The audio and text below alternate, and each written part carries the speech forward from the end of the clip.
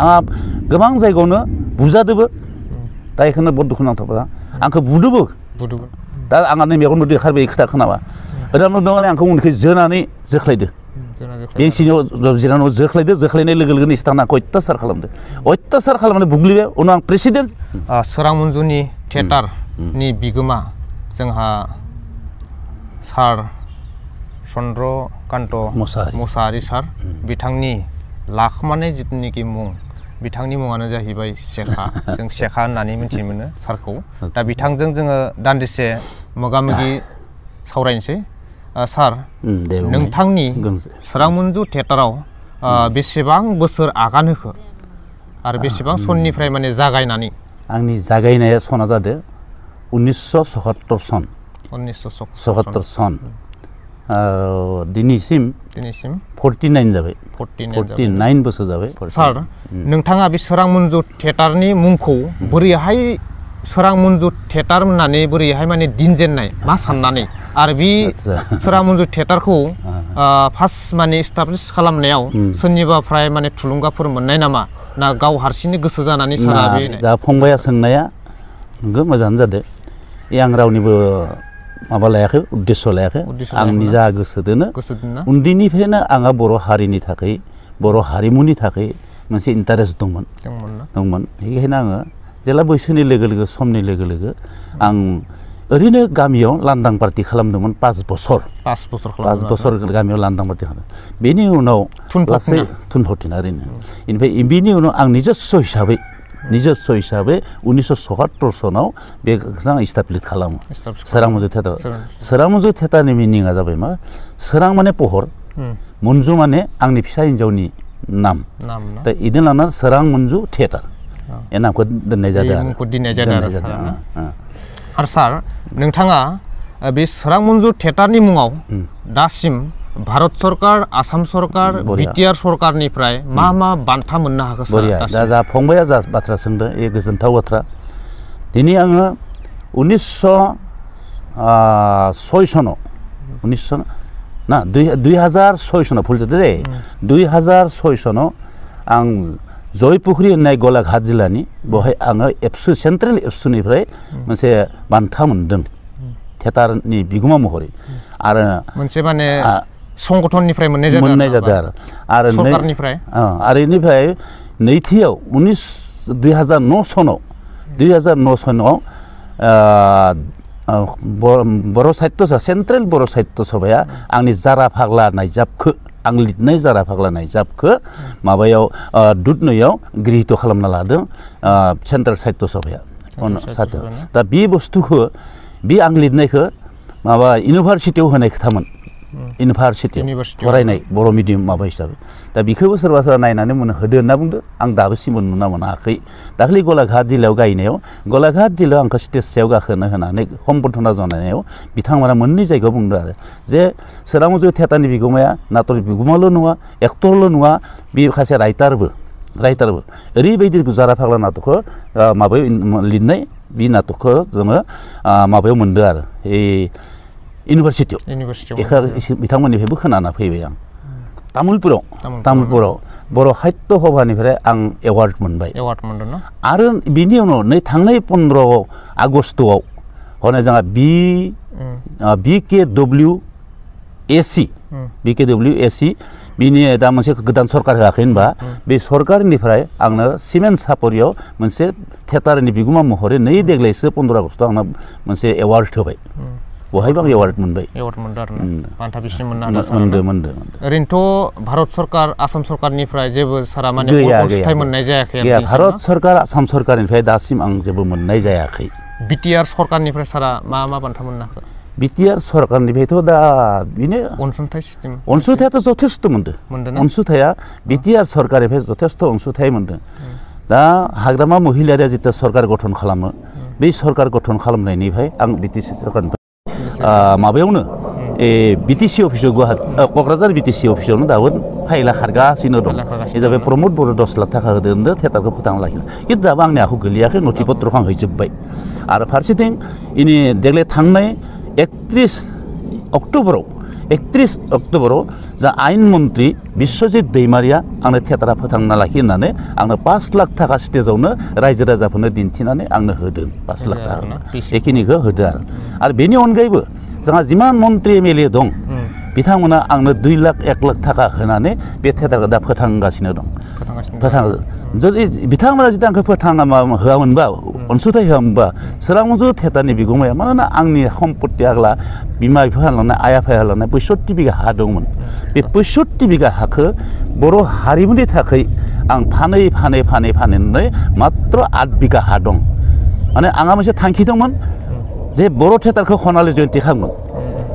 दिनै आं जुदि खनालि जयन्ती खालामनाया मात्र 2 बोसोरल'सै दिनै आंनो चेलेन्ज खालामदो हासाया जुदि 25टा 20टा थिएटार जानो हागौबा समग्र अखमाव बर'नि गेजेराव मानो मोनसे थिएटार दासिमबो फोथांना लाखिनो हायाखै आरो दिनैहालागै खनालि जयन्ती खालामनो हानाय असमिया थिएटार मोनसेबो गैया खिन्थु आंसो दा खनालि जयन्ती मोननोसै आरो बेखौनो एसामिस थिएटारनि प्रयजकफोरा आंखौ स्वीकार खालामो जे नों बायदि जों जानो हानाय नङा बर'नि गेजेराव नोंदि खनालि जयन्ती खालामसै जा बर' हासानि गेजेराव दाबो खनालि जयन्ती खालामनो हानाय दाबो प्रयजक सासेबो गैया होननानै आंखौ दा प्रयजकफोरा हासा प्रयजकफोरा आंखौ स्वीकार खालामो एक्टरफ्राबो स्वीकार खालामो नंगौ नों थिग मोजां मानसि जातिनि थाखाय नों नांदो बेनो बाथ्रा नोंथांनि बे सोरां मन्जु थिएटारावहा बेसेबां जन फावगिरिफोर दं आदसा मोजांनि खोथा बाथ्रा फंबाय नों सोंनाया मोजां जादों देग्लायनि सनाव 47 जन दं मेम्बार सारा बे सोरां मन्जु थिएटारावहा बर' रायजो राजानिफ्राय बोरैहाय अनसायनाय मोनबोदोंमोन आं जिखिनि आजि 49 बोसोरनिफ्राय गायबोबाय था आगोलनिफ्रायनो आं बर' समाजखौ दखिनो हाया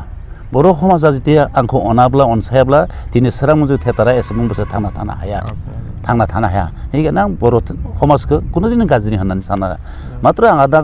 जिथिया सरकार जानायनिफ्राय आं अनसुंथाइ मन्त्रि एमएलएनिफ्राय एसे अनसुंथाइ नागिरो अनसुंथाइ मदद मोनबाय थाबानो दा होनबानो सोरां मन्जु थिएटार थांनानै थाबाय आरो फारसेथिं दिनै आं बेखौनो बुंबाय जायगा लाना जायगा बुंदों स्टेज सायाव गसंनानै जे दिनै मन्त्रि माने स्टेटनि मन्त्रि एमएलएफोरा जेसेबां मावदो बर' समाजनि थाखाय आरो बिटिसिनि जिবিলাক जा इएमजिएम एमसिएलए जादों बिथांमोना जेसेबां बर' समाजनि थाखाय मावदो बेनिसाय सोरां मन्जु थिएटारनि बिगोमा चन्द्रकान्त मसाहारिया बर' जातिनि थाखाय बर' हारिमुनि थाखाय बांसिन रासिन मावदो होननानै आं बेखिनिखौ बुंना फैयो आरो मावबोगोन आं जुदि थांना थायोब्ला आं जथेस्थ' मावबोदों जातिनि थाखाय आरो मावबोगोन खारन आंनि सोरां मन्जु थिएटारखौ लाना थांनानै बहुद जायगायावनो अनुष्ठान गायसनदों अनुष्ठान गायसननाय अनुष्ठानावबो किसुमान जायगायाव मोनबोदों जे এই अनुष्ठान आंनि नामखौ लिरनानै दोन वालाव जे सोरां मन्जु थिएटारनि दान मोननानैसो थिएटारखौ लाबोना अनुदान मोननानैसो जोङो बेखिनिखौ बानायनो हादों ओरैबो किसुमान जायगायाव मोनबोदों आङो वालाव दा बेखिनिखौनो बुंदों दा आंबो जथेस्थ' बर' समाजनो होदों সেইকাৰণে बेखौ दिनै बर' समाजनि जितु गेदेर गोलावफोरा आंखौ बायबाबो एसेबाबो नायफिननांगौ जातिनि थाखाय जथेस्थ' मावदों दा बे थिएटारखौ लानानै आंहा गोबां जायगायावनो बुजादोबो दा बेखौनो बहुत दुखुनांथावफोरा आंखौ बुदो कमिटिफोराबो किसुमाना डाइनामा गाज्रिबा बुदो माइक गाज्रिबा खारखोमानो गोनां जादों थिग बेबायदि परिबेकनि गेजेरजों आं थांनानै फैदो बाबा थांनानै फैदों एदो तथापि आं इयुनाव मोनसे बुंदोंमोन जे जि जायगायाव आंखौ बुदोंमोन बाबा बे जायगाखौ दिनै आं नेमनेसन खालामगोन जेथे आं गनलेन जुबलि जायो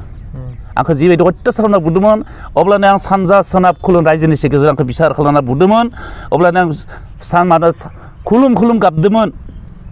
गाबदोंमोन दा आंहा नै मेगन मोदै ओंखारबाय खोथा खोनाबा ओरैनो बुंदोंमोन राइज आंखौ बिना दख'नो बुबाय बेलेग जायगानि मानसिया फैना बेलेग कमिटियाव आक्रमण खालामफैबाय आंखौ जे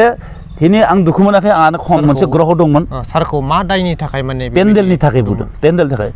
माने ओरैबायदि जाबाय अर्गेनाइजारा जे बे जायगायाव मा पेन्डेल होगोन पार्सेन्टबाबो ओरैनो सोजोबना होयो आरो कन्ट्राक्टबाबो बिथांमोना फैसाखौ हरजोबा ओरै होननानै बुंनायावनो बे बाथ्राखौ लाना थांनानै गुबुन जायगायाव होनायनि थाखाय बे जायगानि मानसिफ्रा थांनानै आंखौ इयाव मिटिं खालामनानै बहुत मानसि 150-200 मानसि थांनानै होमबाना सरस्वती फुजामोन सरस्वती जाना थांनानै आंखौ आक्रमण खालामदो बै जायगायाव ना आक्रमण बे बुनाया माने बेसेबां सनाव सारखो माने बा बहुत बोसोर 6 बोसोर थिएटारनि 6 बोसोर ना माने मात्र थिएटारनि आयुखा 6 बोसोर जादोंमोन बेबायदि समाव आंखौ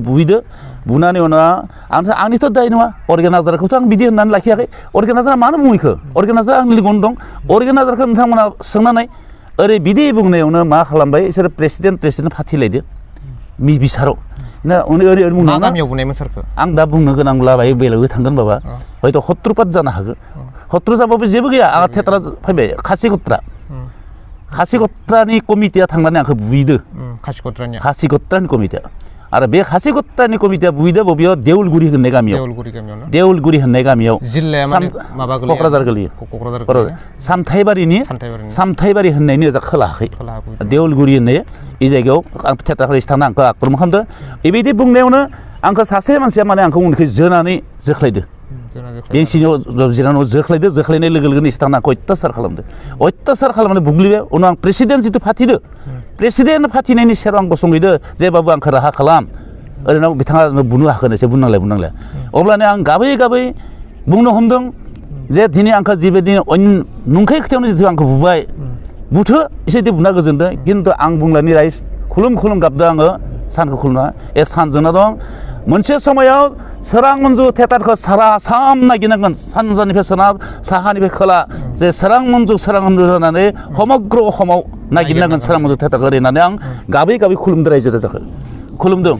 प्रतिज्ञा बे माबानि कारनैसो थांखिनि कारनैसो दिनै आं सोरां मन्जुखौ सम्पत्ति थांदोंबाबो 65 बिघाया थांदोंबाबो थांनाय बायदि मोनाखै खिन्थु आंनि चेलेन्जआ नै दा 50 बोसोर जानोसै गतिके बे मानसिफोरा जुदि थांना दङब्ला इसोर दा आंखौ मा होनना भाबिगोन जुदि प्रकृत मानसिब्ला जे सोरां मन्जु थियेटारनि बिगोमाखौ जों बुदोंमोन मानसिया जे मेलेम दङब्ला सुबुंफोरनि माने बिराद खस्थ' होदोंलै आंखौ इसोरो सार माने सुबुंफोरनि माने खुगा बा मानसिफोर सावरायनाय बायदि माने मोनथिनो मोनदों सारखौ माने जेनेबा गल्डेन जुबलि जितुनिखि 50 बोसोर जुदि आगान होयोब्ला सारा माने इयुनावहा माने बे सोरां मन्जु थियेटारखौ माने दिन्थिला बुंनानै जोङो मोनथिनो मोनदों दिन्थिला होनना बुंदो खिन्थु आं दिन्थिला होननाया बुङो माने बहुत तृप्त ओमफ्राय बर' समाजनि खात प्रतिघात जथेस्थ मोनबाय खिन्थु आंनि साननाया दा बिदिनोमोन खिन्थु जोंनि जितु मन्त्रि एमएलए दं किसुमाना आंखौ ओरै बुंदों जे आदाया जुदि थियेटारखौ गारोब्ला होमबाना नों बायदि बर' समाज सिबिनाय बर' हारिमु सिबिनाय खुनु सासे मानसि ओंखारबाय नायाना गतिके नों गारनाङा जेसेबां हागो जोङो नोंनो बोसोरे जों सहाय सहानुभुति खालामगोन होननानै दा मन्त्रि एमएलए सासे सानैयाबो आंनो जगदान होदो दा बिदिनो गसंफादो लाखि देग्लायनो जोंहा लरेन्स इस्लारिया गावनि दरखौ मोखौ लाना थांनानै सानथाम खुला खालामना होदों रायजो राजानो दिन्थिदो आरो जा बिस्वजित दैमारि आंनो 5 लाख थाखा होनानै आरो हरसे ओरैनो फ्रि दिन्थिदो थिग बिदिनो जयन्त बसुमतारिनि चन्दन ब्रह्मखौदि हारायबाय जयन्त बसुमतारिनि दरखौ मोखाङावबो बिदिनो आं गायनानै फैदों थिग लोमस्रावाबो बिदिनो दुर्गा फुजानि लोमस्राव दैमारि बिथाङाबो दुर्गा फुजानि आगोल आंखौ लिंहरनानै गावै खोथिहैदो गावनि जायगायाव आरो पबित्र बर' माबानि गरेस्वर समष्टिनि एमसिएलए बिथाङाबो बेबायदि परिबेखौ लांदों आरो नै दा थांनोसै आं गणेश कछारिनियाव गणेश कछारियाबो नै दा मोनसे पेन्डेल होदो दा नै माबा तारिखखौ बावगारबाय एक साननैसोनि भितरावनो जागोन आरो गणेश कछारिया थिग बिदिनो दा मन्त्रि एमएलए आंनि आखायाव फैजोबदो आरो दिनै जिमान माबादो होदों प्रमिला रानी आब'आबो बोसोरसे आंनो 3 लाख थाखा हरदो मिथाराम बर'आबो 3 लाख हरदों थिग बनजाराबो हरदों 2 लाख थिग बिदिनो फैसा होयै सोरां मन्जुखौ फोथांना दोनदो गतिके जों हरगासिनो दं नों कुनु दिन थियेटार बन्द खालामना जों नोंखौ फोथांनांगोन आरो नों हारिमुखौ फोथांना ला दा बेबायदिहाय आंखौ दा मन्त्रि एमएलएआ आंनि आखायाव फैजोबदो आरो दा बर्थमान इसोरनि अननायाव बिथांमोना आंखौ जथेस्थ सहाय खालामदों आरो हाग्रामायाथ' 6 खाद रान हरदो सभाराम दङ आरो जा मृत्युन्जय दं इएमफोरा इसोरबो हरदों आंनो सभाराम मृत्युन्जय इसोराबो हरदों सारा बे सोरां मन्जु थियेटारखौ जेनेबा आसामनि बाहेराव बा बबे जायगायावहा दिन्थिबोखो आरो बबेयावहा सारा बबे जायगायावहा दिन्थिबोनो सानो आदसा मोजां बाथ्रा बेखौ सोंनायाव आं गोजोननाय थाबाय नांगौ दाने आसामनि बाहेराव आं बे वेस्ट बेंगलाव थांदों वेस्ट बेंगलाव थांदों मादारिहाट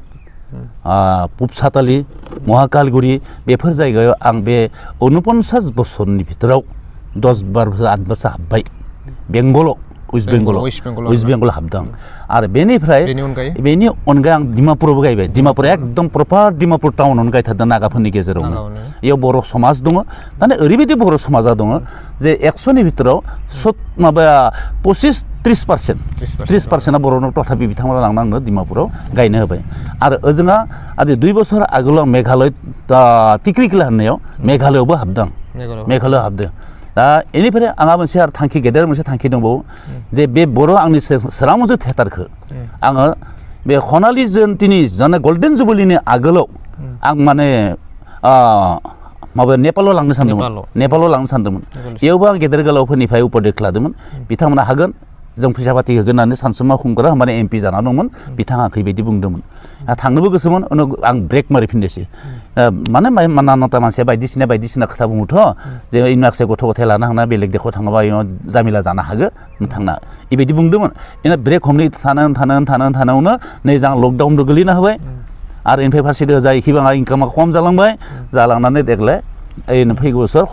गल्डेन जुबलि जानोसै दा गल्डेन जुबलि जानायनि उनावबो आंनि गोसोआ जिरायना हमथानो हानाय आं गोसोखौ आं माने आंहा मोनसे थांखि थाखा फैसाखौ आं सिन्था खालामा मात्र आं थैनायनि उनाव जाहाथे बर' समाजनि गेजेराव आंनि नामा थालाङो जे बिष्णु राभा ज्योति प्रसाद आगरवाला आरो जोंहा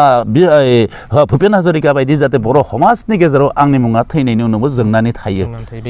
आं बेखौल' नागिरो सम्पतिखौ नागिरा बेखायनो आङो बे सनालि जयन्तिनि उनाव माने गल्डेन जुबलिनि उनाव आङो जिमान हागौ सेस्था लागोन थैयाब्ला माने नेपालाव हाबनो आं मोनसे गालांबावगोन आरो मोनसे नाम जे अहमनिफ्राय सोर थांदों नेपाल देशआव बर' थियेटार मोनसे आंहा मोनसे सिमिति गालांनाय मोनसे आयदा सानना दं आरो बेखिनिया भगबाननि अननायाव जायोना जाया दा नोंसोर बाबुमोननि अननायाव जायोना जाया रायजो राजाया आंखौ थुलुंगा हैना होआ बेबायदि खोथाखौ आं मिथिना मोनलिया खिन्थु माने 100%नि भितराव अन्त 80% नेपालाव हाबनो आंहा इन्टारेस्ट दं आरो 80% आंहा इन्टारेस्ट दं दा सारनिसिम जोङो बिखिनिखौ मिथिनानै मोजां मोनबाय आरो जोंनि दा थाखानाय जितुनिखि बिटिआर सरकार बा बिटिसि सरकारा जितुनिखि सारखौ अनसुंथाइ होयोब्ला सारा निश्चय नेपाल देशआवहा माने सोरां मन्जु थियेटारखौ दिन्थिनो हागोन होननानै जोङो मिजिंथिनाय थाबाय आच्छा बे गौरबाबो आंनिल' नङा जा समग्र दुलाराय बर' समाजनि गौरब जे बर' थियेटारखौ दिन्थिहैदो नेपालाव बिराद जोंहा बर'निसो गौरब दा बेखौ जुदि मन्त्रि एमएलए सहाय खालामोबा थांगोन आरो सोरां मन्जु थियेटारखौ जितुनिखि 50 बोसोर जितुनिखि गल्डेन जुबलि बबेयावहा माने खुंनो सानो सारा बेखौथ' दा गोबां जायगायावनो गोबां कमिटियानो गोबां बन्धुआनो नागिरो जोंनियाव खालामफै क'क्राझारखिबो बुंदो जोंनियाव खालामफै हनै लखिमपुर धेमाजि हनै गलाघाटखौबो जोंनियाव खालामफै आं बेफोराव खालामनो गोसो गैया माने आं जुदि बेफोराव खालामगोनांब्ला आजि 50 बोसोरनिफ्राय आं मा खालामोखो आंनि न'आ बेसेबां मोजां 2 तला दं ना 7 तला दं ना थिंनि सायलादों उन्दुना दं बेखौ रायजो राजाफ्रा नुनाय नङा जे आं थियेटार खाना बेसे उन्नत जादों जायाखै बेखौ नुनाय नङा गतिके आंनि न'आव खालामबा माने रायजो राजाफ्रा थांना आंनि न'खौ नुगोन मोजां ना गाज्रि सारा होमब्ला गल्डेन जुबलिखौ न'आवनो खालामगोन आं न'आवनो खालामगोन होमबासो रायजो राजाफ्रा नुगोन होमबासो फोथायगोन जे आं बेसे धोनि जातिनि थाखाय मा खालामखो दुखियासो धोनिसो एखौ नुगोन बेखायनो आं बेयाव थाङा आं गामियावनो आंनि न'आवनो खालामगोन आरो बेयाव आंहा सानथामनि फारि लादों सानथामनि फारिया आंहा मोनसे आंनि थांखिया खोब गेदेर आंनि थांखिया ओरै रखम लादों आङो दे फार्स्ट नाइटआव थांबायानो जोंहा ओरै सेकेन्ड खालि जोंहा दल मोननैखौबो लिंनो सानदों हनै जोंहा हाग्रामा सारनि बिपिएफ दलखौबो आं बेखौ नुनो आगोलनिफ्राय जोंहा हाग्रामा सारनि माबाया सरकारा आंखौ जथेस्थ' सहाय खालामदो बिथांखौ लिङाबा आंहा पाप जागोन बिथांखौ लिंथारनांगोन बिथांमोना दुखु मोनगोन जों इमान दिन होबाय इमान खालामनानै खायबाय फायबायदिनि बिटिआरआव गोलैबाय प्रमद बर'नाव जे इसोरखौसो लिंबाय मोनसे जोंखौ लिङासै गतिके সেইকাৰণে आगपास जागोन हयथ' प्रमद बर'नि सारनि सरकारा हयथ' आगोलाव फैगोन कर्मकर्ताया आरो नङाबा हनै माबानि हाग्रामानि सरकारा हयथ' आगोलाव फैगोन जिखुनु तारिखखौ खेबनै खालामनांगोन आरो बेनो सानथाम लादों सानथामनि हाबाफारि लादो बेयाव गथै रायजो राजाखौनो सारा आसामखौनो आं प्रसार खालामगोन हनै जोंहा रादाब दं बड'लेण्ड रादाबाव हनै दा नोंसोरो फंबायमोना जाबायदि थिखांबाय बेबायदि दङ जोंहा बेबायदि होगोन आरो जोंहा टिभि चेनेल दं टिभियावबो सोनागोन थिग बेखौ मोना जाहाथे रायजो राजाफ्रा आंनि न'आव नुजाहैयो बेखिनियानो आंनि थांखिया मस्थ' गेदेर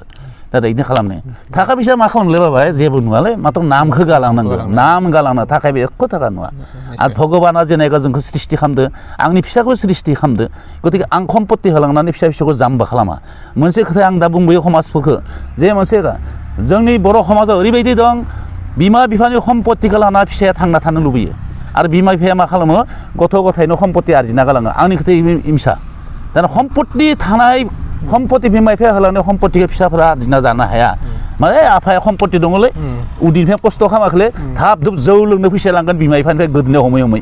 माने बिमा बिफा थैनायनि उनाव शिक्षाथ' गैलानोखा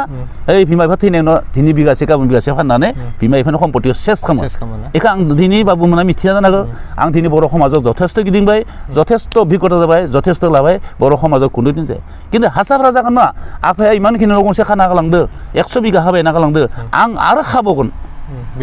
बिदि साना हासाया गुबुन हारिफोरा खिन्थु जोंनि बर'आ मा आफाया बाय खाजोना होलांदोलै थाब थुब जौ लोंगोन फरायनायाव गैला औ न' बिफा बिफा थैबा साब फानिफ्रायनो जाजोबनोसै সেইकाৰণে बेफोर सम्पत्तिखौ आं होलाङा आं जेनेका थांना दं भगबाननि अननायाव आंनि फिसाफोराबो बिदिनो थांना थाथो बिदिसो आंनि अंकआ बेलेग आंनो सम्पत्ति नाङा बे सोरां मन्जु थियेटारखौ इयुनावहा बेसेबां समसिम माने दिन्थिलांबाय थागोन नामा इयुनावहा आरो बेसेबां समाव माने थुंगे होगोन सानदों सारा आंथ' माने थियेटार बुथारनो गोसो गैया मानोना मोनसे बाथ्रा दा माबायावनो बुंदोनि आङो जा बर'निखौनो बुङो जे बर'फोरा जौ लोंनानै थायो जौ लोंना जौखौ मोनलोङाबा आखाइफोरा थोर खमफियो मोदोमफोरा खमफियो थिग आंनियाबो बे सोरां मन्जु थियेटारखौ सिबिनावनो माने हारिमुनि माबाया आंनि सोलो रोदा हाबजोब्बाय दा बेखौ खालामाब्ला आं हदाय थांना थानाया गोब्राब बेखायनो बेखौ साननानै आङो आंनि खोथायैनो जे आङो जिमान बोसोर थांनानै थागोन इमान बोसोरावनो सोरां मन्जु थियेटारा थांनानै थागोन आरो बेयाव अनसुंथाइ आं नागिरो जोंहा बे जितु आसाम सरकारनि मन्त्रि एमएलए जाहैदो हनै जोंहा बिटिआर सरकाराव जितु इएमजिएम माबा एमसिएलए जादों बिथांमोना जुदि आंनो एसे अनसुंथाइ होबाय थायोबा बोसोरे अब्लानो आं सोरां मन्जु थियेटारखौ फोथांना लाखिगोन आरो आं बेखौनो बुंदो जे आं जेसेबां खस्थ' खालामनानै सोरां मन्जु थियेटारखौ फोथांदो बर' थियेटार आं बायदि द्वितीय बेक्ति फैनाय नङा होननानै आं सानो मानो सम्पत्ति थानांगोन खासे मालिक जानो गोनांबा गण्यमान्य जानांगोन मानसिफोरजों रायज्लायनो हानाय आखायाव मानसि थानांगोन माहाजोनफोर नांगौ होनबानो थाखा मोननाय आरो बे मानसिया प्रज'जक खासे जानो गोनांबा सासे राइटार जानांगोन लिरगिरि नाटक लिरनो हानाय जानांगोन आरो बेयो ओरैबायदि सासे मानसि जानांगोन इया जे माबानानै निजेनो डाइरेक्टर जानो हानांगोन नाटक फोरोंनाय आरो निजेनो अभिनय खालामनो हानाय जानो हानांगोन आरो ओजोंहा मन'बिगियान होननाय मोनसे बुस्थु दं मन'बिगियान एपिलारखौ आं दाख्लै बुनायाव माबायदि मन'भाब लादो बेखौ हमनो हानाय जानांगोन बै प्रज'जकआ ओरैहाय बहुद माने माबा नांगौ आरो बेफोर अभिज्ञता थायोबासो होमबासो थियेटारनि मोनसे बिगोमा जानो हागोन ओरैनो बिगोमा थाखा दं होनना बिगोमा जाब्ला कुनु दिन थियेटारखौ फोथांना लाखिनो हाया बर'नि गेजेराव बुंदों आरो बर'नि गेजेरावनो हारसा थियेटारखौबो आं बहुद प्रज'जकफोरजों रायलायो हारसा थियेटाराव जथेस्थ' खारदो आरो जथेस्थ' बायदो ओंखारदों आरो बायदो हारसा थियेटाराबो खिन्थु मानो बायनायनि खोथाया बेनो थाखा फैसानि बाथ्रा आरो आं दा जिखिनि बुंलांबाय सासे प्रज'जक जानो गोनां जारिय'फोरले मानो बुस्थुखौ रोंनांगोन निजे रोंखाना जाहाथे गाव भुल हमनो हानाय এই रखम खोथाया थानांगोन निजे मोननांगौ गियान थानांगोन बेखिनियानो बाबा दे आंहा बेखिनि गियाना दङ इसोरनिफ्राय आं लाना फैदों रायजो राजानिफ्राय आं बहुद माबा मोनदों सापर्ट मोनदों अननाय मोनदों बिदियावसो दिनै इसेबांनि आशीर्बादाव बे सोरां मन्जु थियेटारनि 49 आगोन होबाय सार नोंथांनि आबुं सिनायथिखौ होयोब्ला मोजां जागौमोन आरो आंनि गुबुन आबुंथिया मा जानो न'खराव थाङा गथ' गथाय साख्रियानो दंजोबो साख्रि दं सानै पुलिसाव दं सासे मास्टार दं आरो सासे जा जितु मन्जु होननाय हिनजावसा दा सिआरपिएफआव खामानि मावो थिग बिदिनो आरो आंनि जिबनावबो जथेस्थ' साख्रि मोन्दोंमोनबाबो नों सोंदों आं बिराद गोजोननाय मोनबाय साख्रि मोन्दों आं साख्रिखौनो गारदों आं आगोल बिराद फुटबल गेलेयोमोन दाबायदि जोंनि माबायाव आं बेखौनो बुंबोयो नोंथांमोननिल' नङा बाबुमोननियावल' नङा आं बेलेगाव बुंबोदों आंनि फिसाफोरजों आङो अखमावबो गैया भारतावबो गैया पृथिबियाव गैया जों बिफा फिसाला साथामबो एखेलगे खेला गेलेनाय एखे फिल्डआव एखे क्लाबाव जों खेला गेलेयो बिफा फिसाला साथामबो बेबायदि खेला गेलेदोंमोन आं आरो इयाव जथेस्थ' आंहा बेनिफ्रायनो सोरां मन्जु थियेटारनि बिगुमाया चन्द्रकान्त मोसाहारिया थांनानै सेखा नामा बे फुटबल गेलेनायनिफ्रायसो मोनदों आरो दाबो सोरबा फोथाया बे बेलेग खोथा भगबान दं इसोर दं हनाय दिनै साना जोंना दं बिसोरनि सिगाङाव मिसा खोथा बुंनो हाया बिसोर खोनागासिनो दं नुगासिनो दं आं 118खान फिल्डआव खेला गेलेदों 100 सारा आसामनि गेजेराव फिल्डआव गेलेदों मणिपुर शिबसागर जरहाट एकदम सेस सब गेलेदों 118खान फिल्डआव आं खेला गेलेदों जिबनाव बे समावनो आंहा साख्रि जादोंमोन बहुद बार साख्रि जादों माने 6-7 बारा फैयो एकदम SSB हनाय अभयापुरि 9 बेटेलियना आंखौ लानांदोंमोन जेथिया होमबानि बोसोराव थियेटार आरम्भ आरामखौ बिथांमोना लांनानै आं खेला गेलेनायाव इसोरनि एगेन्स्टै आं गेलेदो पाठशाला आरो अभय नायनोला आं गल जादो तथापि गल जाबो बिथांमोना आंखौ साख्रि होगोन होननानै लाना थांदोंमोन आं इसोरनाव पेन्डेल थियेटार जानाय अबस्थायावबो 13 दिन इसोरनि केम्पआव थाना खेला गेलेना लाना फैदो तथापि आङो अभय 9 बेटेलाव साख्रि मावासै आरो SSB आ खेबनै खेबथाम आंखौ एकदम न'आव लांनो फैथारदों तथापि आं थाङासै ओरैबायदि आंहा साख्रि बहुद जादों खिन्थु आं साख्रि मावासै बर' जातिनि थाखाय आङो दिनै फैदों जे बर' हारिमुनि थाखाय माने आंहा इनि उद्देश्य बाबा जे ओरैमोन आंनि साननाया जे मालायनि आन्दारावनो थानो गोसो गैया गोजोना आरो बेखायनो आं निजेनो बर' जातिनि थाखायनो बेयाव लोमसोमनानै दिनै हा सम्पति गथाय सेस जालांबाय दाबो बर' समाजा बर' MLA मन्त्रि MLAफोरा आंखौ सिनायना मोनाखै आं बेखौनो खुब दुखु नाङो आरो नायनांगौ आंखौ सारा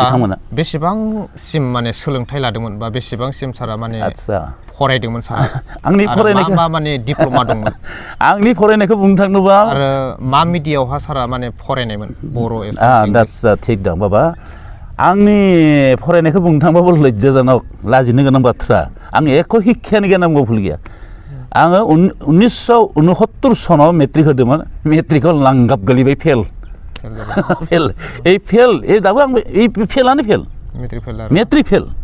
दा बेखौ मानसिफोरा बुङो सासे मेट्रिक फेल मानसिया इमानखिनि गण्य मान्य इमानखिनि नाटक लिरनाय अभिज्ञता दं नोंखौ इसोरनिफ्रायनो बिना लाबोदों नामा बिना लाखादों बे सोरां मन्जु थियेटाराव बेसेबांसिम माने नायजाब दङ बेसेबांसिम माने थुनफावथाय माने सोरजिबोखो सारा बरिया बाबा मा मुं एखौबो बहुत जायगा मानसिफोरा सोङो थिग दं इयो आंहा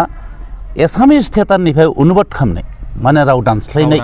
बे 19 खान जादों 19 खन्द आं दा न'खराव गथाय मान लिरखाजोबना दोनदों ग्लासाव फिटिं आरो बेनिफ्राय आंनि जिबनाव दा बर्तमान देग्लायो 81 जाबाय 81 आंनि निजा ब्रेन्ड सोरजिनाय बे रावनिबो माबा नङा आं निजा ब्रेन्ड सोरजिनाय बे दा 81 खान गासिबो बिजाब महराव दं दा सार बिजाब महरै गैया बिजाब महरै मात्र प्रिन्टेड खालामदो जारा फाग्लाखौ सेन्ट्रेल साहित्य सभाया खिन्थु आं निजस्व हिसाब दाबो खालामाखै खिन्थु नै दा खनालि जयन्तियावसो 6-7 खानसो खालामनायनि मोनसे लादों गल्डेन जुबलियावसो थांखि लादो दा गल्डेन जुबलि जायो होमबाना बेखिनिखौ बनायना गालांनांगोन 6-7 खानसो जाहाथे आंनि नामा भबिष्यत थांना थायो सार नोंथाङा दा फैबाय थानाय जिथुनाखि बर' थियेटारफोरखौ बा इयुनावहा सारमोननि बायदि जिथुनाखि सोरां मन्जु बायदि गोलाव सम बर' थियेटारा जि थांना थानांगौब्ला बिथांमोनखौ सारा मा मेसेज होनो सानो आंनि एसेबां 50 बोसोर खालामनो हानाय बर' थियेटारखौ 50 बोसोर खालामनो हानाय मानसि ओंखारबोनाय नङा माने ओंखारबोनाय नङा होननानै बयखान थाङा जिबिला दा प्रजजक जादो बिथांमोना लांनो हाया मानो लांनो हाया आङो 27आव आंनि बैसोआ जेला 27 बै समावनो आङो बे सोरां मन्जु थियेटारखौ गायसनदों 27 आं किमान उन्दैयावनो थियेटारखौ गायसनदों दानि प्रजजकफोरा 40 बोसोर 35 बोसोर इयावसो माने थियेटार खालामो गथिखे इनि बयखौ थांखाजोब्बाय बोरै 50 बोसोर खालामैनो हाया इयो आरो सम्पत्ति थानांगोन